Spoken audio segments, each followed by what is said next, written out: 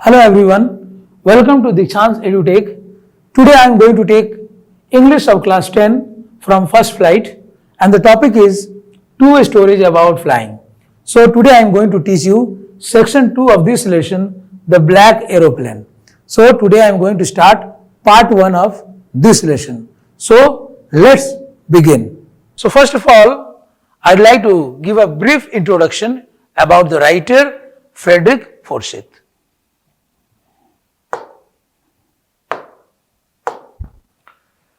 Frederick Forsyth, as the name suggests, he was born on 25 August 25, 1938 in Ashford, Kent, England. So, he was born on 25 August 1938, Ashford, Kent, England, and he is still alive. He is remembered as a British author of best-selling thriller novels noted for their journalistic style and their fast-paced plots based on international political affairs and personalities. So, Frederick Forsyth एक British writer हैं और इनके best thriller novels के लिए जाने जाते हैं।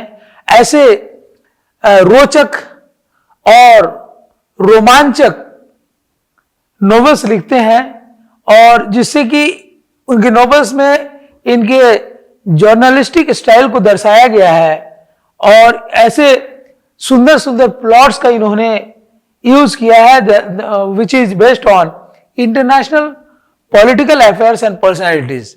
So basically ये इनका नॉवेल्स बहुत ही रोमांचक और बहुत ही मतलब थ्रिलर के रूप में जाने जाते हैं। थ्रिलर नॉवेल्स लिखने में काफी माहिर हैं। He is best known for thrillers such as The Day of the Jackal. बहुत सारे थ्रिलर्स लिखे हैं, नॉवेल्स लिखे हैं जो कि बहुत ही इनका फेमस हुआ है, जैसे the Day of the jackal, the Odisha file, the fourth protocol, the dogs of war, The Devil's Alternative, The Fist of God, Icon, The Veteran, Avenger, The Afghan, The Cobra and The Kill. ये सब इनके जाने माने novels लिखे गए हैं और ये बहुत ही फेमस नॉवेल राइटर के रूप में ये उभरे और इन्होंने बहुत नाम कमाया, बहुत फेमस हुए क्योंकि ये बहुत ही चर्चित रहे इनके लेखन के कारण। ये इतने अच्छे तरीके से लिखते हैं कि इनके लेखन को लोग पसंद करते हैं और बहुत प्रेज करते हैं। Okay, next. Before becoming a journalist, Forsyth completed his national service in the Royal Air Force as a pilot. So as a journalist भी ये काम किए हैं। कहानी लेखन, उपन्यास लेखन के साथ साथ जर्नलिज्म में भी इनका बहुत रुचि रहा और एज ए जर्नलिस्ट ये काम किए हैं और साथ ही साथ ये अपना नेशनल सर्विस भी दिए हैं रॉयल एयरफोर्स में एज ए पायलट ये काम किए हैं। रॉयल एयरफोर्स, ब्रिटिश का जो रॉयल एयरफोर्स है, ब्रिटिश का रॉयल एयरफोर्स में ये काम किए हैं और अपना सर्विस को पूरा किए हैं। For which he flu the de Havilland vampire. ये बहुत ही फेमस प्लेन है, फाइटर जेट है, जिसको इन्होंने उड़ाया था, जिसको इन्होंने एज ए पायलट इस डे हैविलैंड वैम्पायर जो जेट प्लेन है उसमें ये काम भी किए हैं। ही joined रियोटर्स in 1961 and 1965 the BBC, for which he served as an assistant diplomatic correspondent, and he joined Reuters in 1961। 1961 में Reuters ज्वाइन किए और उसके बाद 1965 में इन्होंने BBC ज्वाइन किया और as an assistant diplomatic correspondent ये काम किए BBC के लिए। तो इनका बहुत बड़ा योगदान है। ये नौकरी भी किए हैं रॉयल एयरफोर्स में और एज ए पायलट, और साथ साथ बहुत सारे लेखन का कार्य भी इन्होंने किया है। तो आप सोच सकते हैं कि इनका रुचि कितना रहा है। एज ए पायलट काम करते हुए ये कितने सारे उपन्यास और कितने सारे कहानियों का लेखन किए हैं। तो ये रहा इनके बारे में। अब मैं now I'll give you a brief introduction of the story. The lesson Black Aeroplane by Frederick Forsyth reflects on how one's judgment gets distorted due to fantasizing and how it creates problems. ये lesson जो है black aeroplane, ये Frederick Forsythe का लिखा हुआ ये कहानी है और इसमें यह दर्शाया गया है किसी का जो जजमेंट होता है, कभी कभी जो फैसला होता है गलत फैसला भी लेता है और जिससे कि जिंदगी में मनुष्य बहुत सारे परेशानियों को झेलता है गलत फैसले के कारण। इसीलिए हमें गलत फैसला नहीं लेना चाहिए। जहां जोखिम भरा कोई काम है, जोखिम भरा सिचुएशन है, वहां सही फैसला लेना चाहिए, क्योंकि ये द ब्लैक एरोप्लेन एक ऐसी कहानी है जहां लेखक अपने प्लेन में जाते हैं और ये क्लाउड्स में, बादलों के बीच में फंस जाते हैं, बारिश के बीच में फंस जाते हैं और he never gives up. He thinks of going to meet his family in Britain and he moves through the clouds also. In this chapter, the narrator is a pilot who is so eager to meet his family and have a good breakfast that he takes the wrong decision of facing the storm instead of doing the right thing. तो ये क्या करते हैं, narrator क्या करते हैं, इस lesson में यह दर्शाते हैं कि वो एक पायलट के रूप में काम कर रहे हैं और ये he is so anxious to meet his family and have a good breakfast with his family in England that he takes the wrong decision of facing the storm instead of doing the right thing.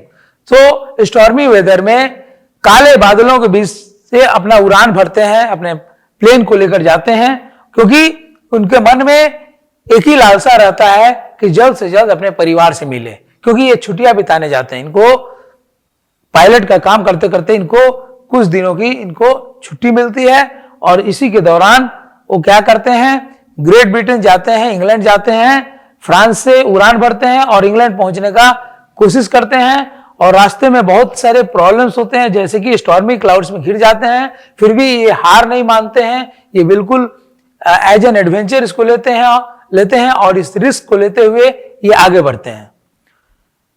Miraculously, he somehow manages to escape with the help of a mysterious aeroplane. और एक miracle होता है, ये एक miracle ही करते हैं, क्योंकि ये किसी प्रकार से एक मिस्टीरियस, एक रहस्यपूर्ण ब्लैक एरोप्लेन के पायलट की मदद से ये किसी प्रकार से वहां से बादलों के बीच से सही एरोड्रम पर लैंड करने में सक्षम होते हैं, एयरपोर्ट पर लैंड करने में सक्षम होते हैं और इस प्रकार से इनकी जिंदगी बच जाती है और खुशी खुशी अपने घर पहुंचते हैं। लेकिन ये बहुत बड़ा रिस्क लेते हैं इस कहानी में। Theme of the lesson. So lesson start करने से पहले मैं आप लोगों को थीम, इस लेसन का क्या थीम है ये भी बता देना चाहता हूं। Sometimes it gets tough for us to take decisions and doubt creates a lot of fear. कभी कभी ऐसा भी समय आता है हमारे जिंदगी में, हम लोगों की जिंदगी में, कि हम सही डिसीजन नहीं ले पाते हैं और सही समय सही डिसीजन नहीं ले पाते हैं। तो कभी कभी ऐसा होता है, बहुत हमारे लिए बहुत टफ काम हो जाता है डिसीजन लेना और मन में कोई शंका रह जाती है और डर से हम डिसीजन नहीं ले पाते हैं। We consider some helpful incidents to be miracles and mysteries. और कभी कभी ऐसा होता है, कुछ घटनाएं ऐसी होती है, कैसे कुछ ऐसे सिचुएशंस हम गुजरते हैं जो कि एक मिरेकल बन जाता है और एक मिस्ट्री भी बन जाता है। वो पूरा जर्नी, पूरा सफर एक मिस्ट्री बन जाता है और इसको मिस्टीरियस बनाता है। These incidents take us out of trouble and are nothing else but our mind's courage and strength which takes the form of an external factor and takes us out of the doubtful situation. तो इस प्रकार का incident जो घटनाएं घटते हैं हमारे जीवन में, हमें वैसे मुसीबत से हमें बाहर निकालते हैं और कुछ नहीं बल्कि हमारे दिमाग का, मेंटेलिटी का एक सोच है जो कि हमारे मन में कभी कभी करेज जैसे भावना आ जाता है, साहस पूर्ण काम करने के प्रति हम झुक जाते हैं, मतलब काम को अंजाम देते हैं और हमारे अंदर जो स्ट्रेंथ है, ऐसा करेज और स्ट्रेंथ आता है कि हम किसी भी संदेहपूर्ण स्थिति सिचुएशन से, डाउटफुल सिचुएशन से हम बाहर निकल जाते हैं। ऐसे सस्पिशन भरा सिचुएशन से हम किसी प्रकार बाहर निकलते हैं और बहुत बड़ा रिस्क लेकर आगे बढ़ते हैं। Such incident happens with the narrator, the pilot of the old Dakota plane, who is flown out of the storm by a mysterious black aeroplane. और ऐसा ही घटना इस लेखक के साथ होता है, इस कहानीकार के साथ होता है, इस नरेटर के साथ होता है, जो कि डैकोटा प्लेन के पायलट हैं और ये बादलों के बीच में स्टॉर्मी क्लाउड से अपने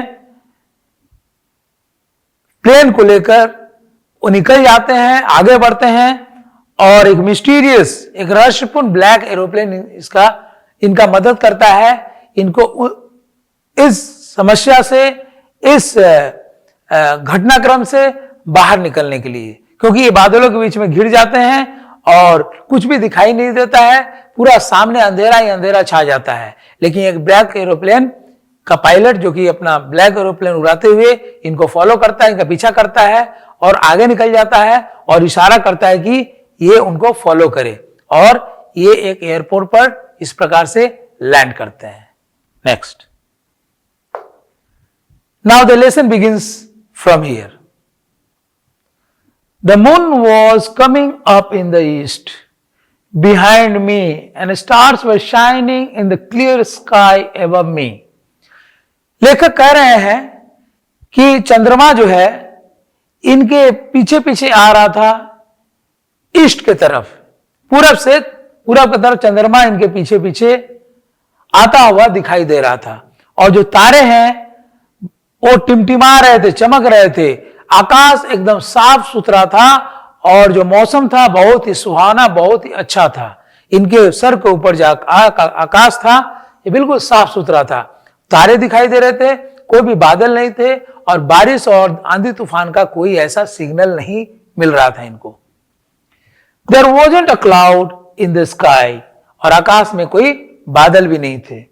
I was happy to be alone high up above the sleeping countryside, and the narrator was feeling very happy. He was traveling in his old Dakota plane and he was passing through the sleeping countryside, मतलब देहात वाले area से निकल रहे थे। Rural गांव का area था, तो गांव के देहाती एरिया के ऊपर से ये अपने प्लेन को उड़ा रहे थे। I was flying my old Dakota aeroplane over France back to England. तो फ्रांस होते हुए ये अपने ओल्ड डैकोटा प्लेन को इंग्लैंड लेकर जा रहे थे। ये अपने प्लेन में सवार थे और अकेले थे और ये फ्रांस से निकलकर ये इंग्लैंड जा रहे थे अपने छुट्टियों को बिताने के लिए। उन्हें काफी दिनों बाद उन्हें एक लंबी छुट्टी मिली थी, हो सकता है लंबी छुट्टी होगी या शॉर्ट लीव होगा, हॉलिडे होगा, लेकिन जो भी छुट्टियां इन्हें मिली, ये छुट्टियों को बिताने के लिए ये अपने घर इंग्लैंड जा रहे थे। I was dreaming of my holiday and looking forward to being with my family. और ये जब अपने प्लेन में जा रहे थे, ओल्ड डैकोटा प्लेन में, तो ये बहुत ही खुश मिजाज अवस्था में थे। He was feeling immensely happy and he was looking forward to be with his family members, with his children, with his wife, with his parents, and spend the time with them. I looked at my watch, 1:30 in the morning, and the time when he was flying back from France to England, he in the way he looked at his watch and he saw that it was 1:30 a.m. 1:30 in the morning. मतलब इसको हिंदी में रात्रि का पहर माना जाता है और रात का समय था, रात का 1:30 बज रहा था जब ये अपना प्लेन उड़ा रहे थे। जब ये फ्रांस से निकले उस समय 1:30 बज रहा था, आगे निकल गए थे। I should call Paris control soon, I thought. और अपने प्लेन को उड़ाते हुए, प्लेन में जाते हुए यह सोच रहे थे कि अब उन्हें पेरिस कंट्रोल को कांटेक्ट करना होगा। He should contact Paris control. As I looked down past the nose of the aeroplane, I saw the lights of a big city in front of me. I switched on the radio and said, Paris control, Dakota DS-088 here. Can you hear me? I am on my way to England. और Paris control को contact करने के बारे में इन्होंने सोचा और ये अपने प्लेन के नोज के तरफ देखे, जो पॉइंटेड जो एरिया है सामने में उसके तरफ देखे और देखे तो क्या दिख रहा है? सामने में दिख रहा है lights off a big city in front of me. मतलब बड़े शहर का, बड़े नगर का लाइट्स दिखाई दे रहे थे, जैसे ये पेरिस हो सकता है, पेरिस से गुजर रहे थे या गुजरने वाले थे। I switch on the radio, ये अपना रेडियो को स्विच ऑन किया और ये पेरिस कंट्रोल में कांटेक्ट करना शुरू किया और इस तरीके से कांटेक्ट किया। पेरिस कंट्रोल डैकोटा DS-088 हियर, ये कहने लगे पेरिस कंट्रोल मैं डैकोटा DS-088 से बोल रहा हूं। कैन यू हियर मी, आप क्या मुझे सुन पा रहे हैं? Can you hear me? I am on the way to England. और ये पेरिस कंट्रोल से वायरलेस पे बात कर रहे हैं, रेडियो पे बात कर रहे हैं कि मैं अभी इंग्लैंड जाने के रास्ते में हूं। ओवर, उधर से क्या, फिर ये बोले ओवर। ऐसा तरीका रहता है जब ये पायलट्स लोग कांटेक्ट करते हैं कंट्रोल में, तो ऐसा ही करते हैं। पेरिस कंट्रोल डैकोटा DS-088 मतलब अपने प्लेन का नाम बताते हैं, जिस मॉडल का प्लेन रहता है, और लास्ट में ओवर इस शब्द का प्रयोग करते हैं। The voice from the radio answered me immediately, और जैसे ही इन्होंने अपना परिचय दिया वैसे ही पेरिस कंट्रोल से तुरंत इनको जवाब मिलता है, तुरंत जवाब मिलता है। DS-088 I can hear you ought to turn 12 degrees west now, DS-088 over. और उधर से पेरिस कंट्रोल टावर से, कंट्रोल सेंटर से रिप्लाई मिलता है, इनको तुरंत उत्तर मिलता है कि DS-088 मैं आपको सुन पा रहा हूं और आपको 12 डिग्री वेस्ट की तरफ मुड़ना है। आपको अपने प्लेन को 12 डिग्री वेस्ट की तरफ आपको मोड़ना होगा, आपको इंग्लैंड जाने के लिए। DS-088 over. ओके, आगे क्या होता है देखिए। I check the map and the compass, उनका प्लेन में जो मैप है, कंपास है, जो भी इंस्ट्रूमेंट्स है, उसको नरेटर ने चेक किया। Switched over to my second and last fuel tank, और first fuel tank, 2 fuel tank था उनके प्लेन में, तो पहला फ्यूल टैंक जो जिसमें ईंधन रखा हुआ है, फ्यूल है, वो खत्म हो चुका था और सेकंड फ्यूल टैंक का स्विच को ऑन करते हैं यूज करने के लिए। And turn the Dakota 12 degree west towards England, और अपने डैकोटा प्लेन को 12 डिग्री वेस्ट की तरफ इन्होंने मोड़ा, इंग्लैंड की तरफ। I will be in time for breakfast I thought, और इसी उड़ान के दौरान यह भी मन में मन इनको गुदगुदी हो रही है, मन में खुशी हो रही है कि वो समय से पहुंच जाएंगे, जिससे कि इनको ब्रेकफास्ट मिलेगा, इस समय से पहुंच जाने से इनको नाश्ता मिलेगा, ये सोच बैठे। A good big English breakfast, एक बहुत ही अच्छा, बहुत बड़ा इंग्लिश ब्रेकफास्ट इनको मिलने जा रहा है।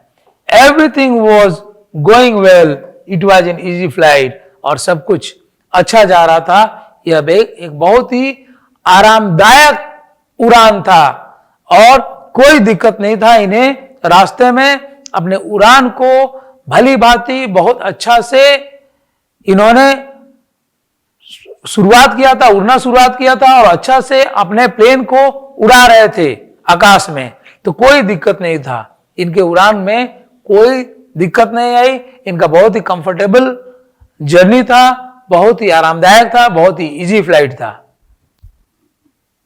Next, Paris was about 150 kilometers behind me when I saw the clouds. जब इन्होंने बादलों को देखा तो पेरिस करीब इनसे 150 किलोमीटर पीछे छूट गया था। मतलब पेरिस से ये 150 किलोमीटर आगे आ गए थे। पेरिस से, पेरिस क्या है? ये राजधानी है फ्रांस का। तो ये पेरिस से 150 किलोमीटर आगे निकल गए थे और जैसे निकल गए तो इन्होंने बादलों को देखा। स्टॉर्म क्लाउड्स, कैसा क्लाउड्स थे? आंधी तूफान वाले बादल दिखाई दे रहे थे, ऐसे बादल जो कि आंधी तूफान लेकर आते हैं। दे वेर ह्यूज, और जो क्लाउड्स थे बहुत विशाल प्रकार के क्लाउड्स थे, बड़े बड़े क्लाउड्स थे। They were enormous clouds which he saw in the sky. Who? The narrator. They looked like black mountains standing in front of me across the sky। और ये जो बड़े बड़े बादल थे कैसे दिखाई दे रहे थे लेखक को? ब्लैक माउंटेन्स के जैसे दिखाई दे रहे थे, काले काले पर्वत के जैसे दिखाई दे रहे थे। ऐसा लग रहा था जैसे कि इनके सामने ये बड़े बड़े विशाल जो बादल थे जो कि पर्वत के जैसे थे, इसके सामने खड़े हैं। I knew I could not fly up and over them। और इनको पता था कि अब ये अपने उड़ान नहीं भर सकते, उड़ नहीं सकते हैं, उन बादलों के ऊपर से, बादलों के बीच से ये निकल नहीं पाएंगे, इनको पता था। And I did not have enough fuel to fly around them to the north और साउथ। और इनके प्लेन में, प्लेन के टैंक में और ज्यादा ईंधन नहीं थे जो कि ये नॉर्थ या साउथ तरफ अपने उड़ान भर सके, जा सके अपने प्लेन को लेकर। I ought to go back to Paris। और तब इन्होंने उन विशाल बादलों को देखकर सोचा, थोड़ी देर के लिए सोचा कि क्यों ना पेरिस चला जाए, पेरिस लौटा जाए। I thought, but I wanted to get home। ये उन विशाल बादलों के बारे में सोचे और फिर सोचे कि फिर पीछे पेरिस लौटा जाए, रिटर्न करें, वापस हो जाएं। लेकिन इनको अपने घर जाना था, बहुत दिनों बाद अपने घर जा रहे थे, इसीलिए घर जाने की मन में बहुत ही एंसियसनेस थी, बहुत ही खुशी थी। He was eager to go home and be with his family। That's why he didn't turn back। I wanted that breakfast and he also wanted that morning breakfast at his home। So he wanted to get back to his home। I will take the risk, I thought, and flew that old Dakota straight into the storm। और तब इनको मन में घर की बात याद आई कि जल्द से जल्द हमें घर पहुंचना है। तो इन्होंने सोचा कि अब मुझे रिस्क लेना पड़ेगा और इन्होंने रिस्क लेने का, इस जोखिम को लेने का, जोखिम उठाने का इन्होंने फैसला किया और अपने पुराने डकोटा प्लेन को स्टॉर्म के अंदर, उस आंधी तूफान में उड़ाने लगे, आंधी तूफान से आगे बढ़ने लगे। आंधी तूफान, स्टॉर्मी क्लाउड्स थे और आंधी तूफान चल रहे थे, उसी बीच अपने प्लेन को भी आंधी तूफान में लेकर आगे बढ़े इंग्लैंड की तरफ। Next, inside the clouds everything was suddenly black.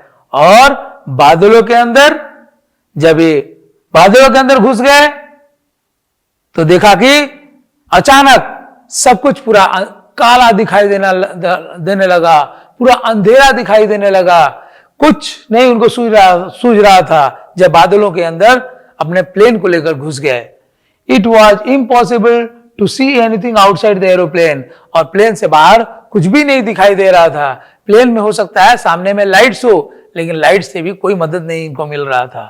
The old aeroplane jumped and twisted in the air. और ये पुराना एरोप्लेन था, डकोटा DS-088, और ये क्या कर रहा था? जंपिंग कर रहा था एयर में, it was jumping and twisting, मतलब मुड़ जा रहा था, इधर उधर घूम रहा था प्लेन, कभी इधर ऐसा घूमता, कभी ऐसा घूमता, कभी बाउंस करता, so it was bouncing in the air. I looked at the compass and he checked the compass. The narrator checked the compass at that time. I couldn't believe my eyes, but the compass was not working and that's why he couldn't believe his eyes. उनको विश्वास नहीं हो रहा था narrator को, जो स्थिति से ये गुजर रहे थे. The compass was turning round and round. अब कंपास सिर्फ गोल गोल गोल गोल सिर्फ घूम रहा था, कुछ संकेत नहीं कर रहा था, कुछ इशारा नहीं कर रहा था कंपास. इनको कंपास का सिग्नल भी मिलना चाहिए था जिससे कि आगे बढ़े, लेकिन कंपास का जो कांटा था वो सिर्फ गोल घूमते जा रहा था. It was dead. Actually, the compass was not working. It was dead. It would not work and the compass had stopped working. The other instruments were suddenly dead. और बाकी सब इंस्ट्रूमेंट भी एकदम अचानक वो भी काम नहीं कर रहे थे, डेड हो गए थे. They were not working at all. बाकी सब इंस्ट्रूमेंट बिल्कुल काम नहीं कर रहे थे, dead too. I tried the radio. अब वो रेडियो पर कांटेक्ट करने का सोचे कि कोई कंट्रोल सेंटर में कांटेक्ट करे जहां एयरपोर्ट होगा, तो वहां कंट्रोल टावर होता है, कंट्रोल सेंटर होता है जहां पर पायलट्स कांटेक्ट करके सही समय पर सही जगह वो अपने प्लेन को लैंड कराते हैं. ओके, तो इन्होंने सोचा कि रेडियो को कांटेक्ट किया जाए. So that's all for today my dear students. We have completed part 1 of this lesson. I'll come with the next part in the next class. Till then, goodbye, see you, thank you.